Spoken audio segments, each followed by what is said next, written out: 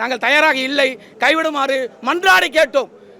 கடைசி நேரத்தில் கூட, அந்த தேர்தல் நேரத்தில் கூட உதயநிதி மாண்புமிகு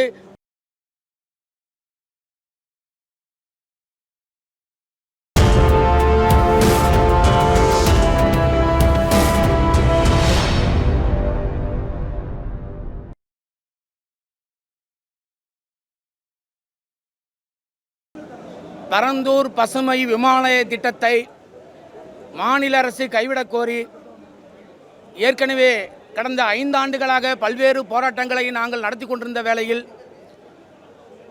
அந்த இடத்தில் பரந்தூர் விமான நிலையத்தை நீங்கள் அமைக்க முடியாது, அதற்கான புவியியல் அமைப்பு அங்கு இல்லை, அதற்கான வாய்ப்புகள் அங்கு இல்லை என்று பல வகையில் ஆதாரங்களோடும் ஆவணங்களோடும் கடந்த திராவிட முன்னேற்ற கழக ஆட்சியிலே முதல்வரிடத்திலும் அந்த அதிகார மையத்திடமும் நாங்கள் விளக்கம் கொடுத்திருந்த போதிலும் அவர்கள் அதை செவிமடுக்கவில்லை. பல்வேறு போராட்டங்கள், பரந்தூர் வட்டார விவசாய பெருங்குடி மக்கள் தங்கள் வாழ்வாதாரம் பறிபோகிறதே, நஞ்ச நிலங்களும் புஞ்ச நிலங்களும் அழிக்கிறார்களே, வரலாற்று சிறப்புமிக்க 1100 ஆண்டு காலம் உள்ள கம்பன் கால்வாய் அழிக்கப்படுகிறது, செம்பரம்பாக்கம் ஏரிக்கு வரக்கூடிய நீர்வரத்து அழிக்கப்படுகிறது, சென்னைக்கு மேற்கு பகுதியில் இருக்கக்கூடிய இந்த பரந்தூர் பகுதியிலிருந்து தான் வெள்ளம் சென்னையை நோக்கி வருகிறது. கட்டிடங்களாலும் மற்ற இன்ஃப்ராஸ்ட்ரக்சராலும் அது தடுக்கப்பட்டால் சென்னை வெள்ளத்தால் பாதிக்கப்படுமே. அரக்கோணம் நேவி என்கின்ற பகுதி ஒரு 15 கிலோமீட்டர் தூரத்திலே இந்திய தென்னிந்தியாவின் கடற்படை விமானதளம் உள்ளது. பறவைகள் வேடந்தாங்கல் சரணாலயத்துக்கு பறந்து வரக்கூடிய பகுதி ஆகியச்சு. நஞ்ச நிலங்கள் 2500 ஏக்கரும் புஞ்ச நிலங்கள் 1300 ஏக்கரும் இருக்கிறது. அங்கு நாளில் ஒரு பகுதி நீர்நிலையாச்சு. 12 ஏரி, 17 குளம், 17 குட்டை என்று 26% நீர்நிலை உள்ள இடத்தை ஏன் தேர்ந்தெடுத்தீர்கள் என்று நாங்கள் பல்வேறு ஆவணங்களோடு அவர்களை சந்தித்தோம்.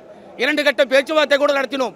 நாங்கள் விவசாய பெருங்குடி மக்கள் அந்த பகுதியில் விமான நிலைய திட்டத்தை வரவேற்க நாங்கள் தயாராக இல்லை, கைவிடுமாறு மன்றாடி கேட்டோம். கடைசி நேரத்தில் கூட, அந்த தேர்தல் நேரத்தில் கூட உதயநிதி மாண்புமிகு துணை முதல்வராக இருந்த மதிப்புமிகு உதயநிதி ஐயா அவர்களையும் சந்திக்க நாங்கள் முயற்சி செய்தோம். ஆனால் தடுக்கப்பட்டது. எதற்காக தடுக்கப்பட்டது? வளர்ச்சி என்பது அல்ல. வளர்ச்சி என்பதே நிச்சயமாக தமிழகத்தின் வளர்ச்சி பரந்தூர் பசுமை விமான திட்டத்தில் தான் உள்ளதா? அந்த ஒரே திட்டத்தில் தான் நாங்கள் நிலைத்திருக்கிறதா?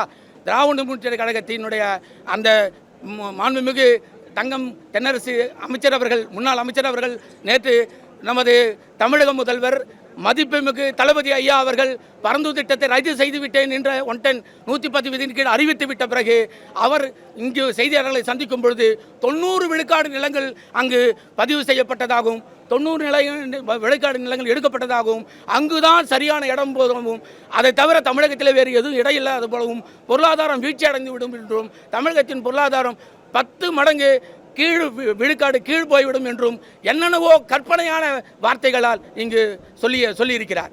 நாங்கள் சொல்வது என்ன?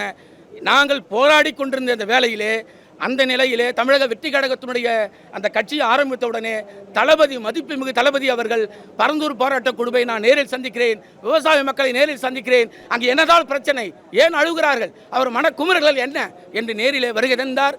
எங்களை பார்த்தார், ஆசுவாசப்படுத்தினார், நம்பிக்கை ஊட்டினார். நான் தலைமையை ஏற்கும் பொழுது, முதல்வராக வரும்போது இந்த திட்டம் ரத்து செய்யப்படும் என்று அற்புதமான வாக்குறுதி கொடுத்து உறுதியளித்தார். நம்ம விவசாயிகள் பாதிக்கிற இந்த திட்டத்துக்கு எதிராக சட்ட போராட்டம் நடத்தவும் தயங்க மாட்டோம்னு சொல்லியிருந்தோம். அதை இங்க உங்க முன்னாடி ரொம்ப ஸ்ட்ராங்கா வலியுறுத்துறேன். இந்த பிரச்சனையில நான் உங்களோட உறுதியா நிற்பேன். இன்னொரு முக்கியமான விஷயம், நம்மள ஆண்டுகிட்டு இருக்கிற ஒன்றிய அரசுக்கும் மாநில அரசுக்கும் நான் சொல்லணும்னு நினைக்கிறேன். நான் இங்க வளர்ச்சிக்கு எதிரானவெல்லாம் கிடையாது. ஏர்போர்ட்டே வரக்கூடாதுன்னு நான் சொல்லல, இந்த இடத்துல வரக்கூடாதுன்னு நான் சொல்றேன். அந்த அடிப்படையிலே தமிழகத்திலே அமோக வெற்றி பெற்று தமிழக முதல்வரான உடனே பரந்தூர் திட்டத்தை ரத்து செய்வது எப்படி என்ற ஆய்வுக் கூட்டங்களை நடத்தி கொள்கை முடிவெடுத்தார். ஏற்கனவே நான் உறுதி அளித்தவாறு பரந்தூரில் புதிய விமான நிலையம் அமைக்க மேற்கொண்ட நடவடிக்கைகள் இந்த அரசால் கைவிடப்படும். அதற்கே நாங்கள் அவருக்கு நன்றியை முதலே உறுதியாக்கி இருந்தோம். இடையிலே கிராம சபை ஆகஸ்ட் 15ஆம் தேதி நடந்த கிராம சபையிலே தீர்மானங்களை எதிர்த்தோம். அவருக்கு இன்னும் மதிப்பு சேர்க்கும் வகையில் விவசாயிகளை காப்பாற்றிய, விவசாய பெருங்குடி மக்களை காப்பாற்றிய, வாழ்வாதாரத்தை காப்பாற்றிய எங்கள் பரந்தூர் வட்டார விவசாயிகளுடைய வாழ்வில் விளக்கேற்றி வைத்த என் தலைவருக்காக எங்கள் ஏகனாபுரத்தினுடைய பிரதான சாலைக்கு தளபதி சி ஜோசப் விஜய் சாலை என்று நாங்கள் அது பெயரிட்டு அது பலகை அந்த சாலைக்கு பெயரிட தீர்மானம் ஏற்றி இருக்கிறோம். ஆக இந்த வகையில் அவர் என்ன அளவுக்கு எங்களுக்கு உறுதி கொடுத்தாரோ மீண்டும் அவருக்கு நன்றி சொல்ல பணியூருக்கும் நாங்கள் சென்றிருந்தோம். அந்த கட்சி செயல்பாடுகளின் போது என்னென்ன எங்களுக்காக அவர் உழைத்தார் என்பதற்காக நன்றி சொல்ல சென்றிருந்தோம். அதை எல்லாம் மனதில் கொண்டு விவசாயிகளுக்கு என்ன உறுதி அளித்தாரோ, என்ன நான் வந்தால் இந்த திட்டத்தை ரத்து செய்வேன் என்ற நம்பிக்கை ஊட்டினாரோ அந்த நம்பிக்கை பொய்க்கவில்லை. எங்கள் விவசாய பெருங்குடி மக்களையும் பண்பாடையும் கலாச்சாரத்தையும் எங்கள் பகுதியையும் காத்து கொடுத்த காவல்தையும் தமிழகத்தினுடைய விவசாய நலன் சார்ந்து ஒரு தலைவர் இருக்கிறார் என்றால் அது நிச்சயமாக தமிழக முதல்வர் ஜோசப் விஜய் அவர்கள் மட்டும்தான். இதை தவிர வேறு எந்த தலைவரும் இனிமேல் பிறக்க முடியாது, இருக்க முடியாது என்பதை உறுதியாக கூறுகிறோம். அதனால் தான் இன்று பரந்தூர் பசுமை மாநில திட்ட போராட்ட குழு நேற்று 110 விதிக்கேடு அவர் ரத்து செய்த காரணத்தினால் நாங்கள் மனமகிழ்ந்து நேற்று அங்கே அம்பேத்கர் சிலைக்கு மாலை அணிவித்து பட்டாசு வெடித்து கொண்டாடினோம். இன்று நேரிலே எங்கள் நன்றியை உறுதியாக்க வேண்டும் என்ற அடிப்படையில் பரந்தூர் போராட்ட குழு நிர்வாகிகள் நேரில் சந்தித்தோம், நன்றி தெரிவித்தோம். முதலமைச்சர் நாங்களும் மகிழ்ச்சியாக இருந்தோம். முதலமைச்சருக்கு மனமார்ந்த நன்றியை எங்கள் பகுதியினுடைய விவசாய பெருங்குடி மக்களுடைய சார்பாக தெரிவித்தோம். அவர் ஒரு உறுதி அளித்தார். எப்படி விவசாயத்தை காப்பாற்றினாரோ, தவறான புரிதல்கள் திமுக உருவாக்குகிறது. அதற்கு தான் இங்கு சொல்கிறோம். தவறான புரிதல் என்ன புரிதல் என்றால், பரந்தூர் விமான நிலையத்தை ரத்து செய்துவிட்டால் தமிழகத்தில் பொருளாதாரம் முடங்கியது. ஒரே ஒரு விமான நிலைய திட்டம் முடங்கிவிட்டால், ரத்து செய்துவிட்டால் பொருளாதாரம் முடங்கி விடுமா? இதற்குத்தான் முதல்வர் அவர்கள் இப்பொழுது ஒரு உறுதி கொடுத்தார். எப்படி விவசாய பகுதியை நான் காப்பாற்றி கொடுத்தேனோ அதே மாதிரி தேவைப்படுகிற சென்னை 2வது விமான நிலையத்தையும் உகந்த இடத்தில், விவசாயம் பாதிக்காத இடத்தில் பரிசீலிக்கப்பட்டு ஆய்வுக்கு உட்படுத்தி மீண்டும் 2வது விமான நிலையம் உருவாக்கப்படும் என்று ஒரு உறுதியை அளித்தார். எப்படி விவசாயத்தை அவர் காப்பாற்றினாரோ அதே மாதிரி தமிழகத்தையும் காப்பாற்றுவார், தமிழக தொழில்துறையும் காப்பாற்றுவார். அதில் மாற்று கருத்து இல்லை. உறுதியாக நம்புகிறோம். மீண்டும் மீண்டும் கோடான கோடி நன்றியை தமிழக முதல்வருக்கு உரித்தாக்குகிறோம். அவர்கள் கனவை பொடியாக்கினார். அதனால் தான் அவர்கள் தவிக்கிறார்கள். தவி என்று சட்டசபையிலே தவிக்கிறார்கள். அவர்கள் தான் தவிக்கிறார்கள்.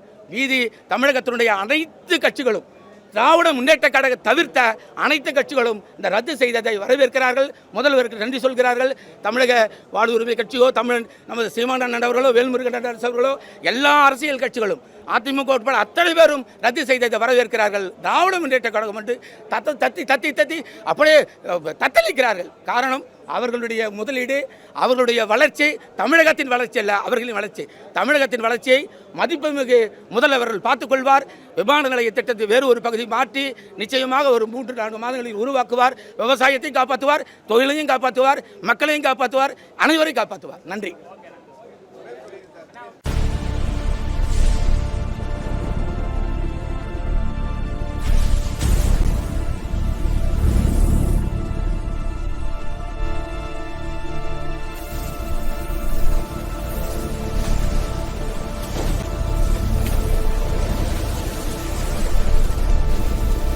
From politics to spirituality, from cinema to crime, one network connects the Tamil world.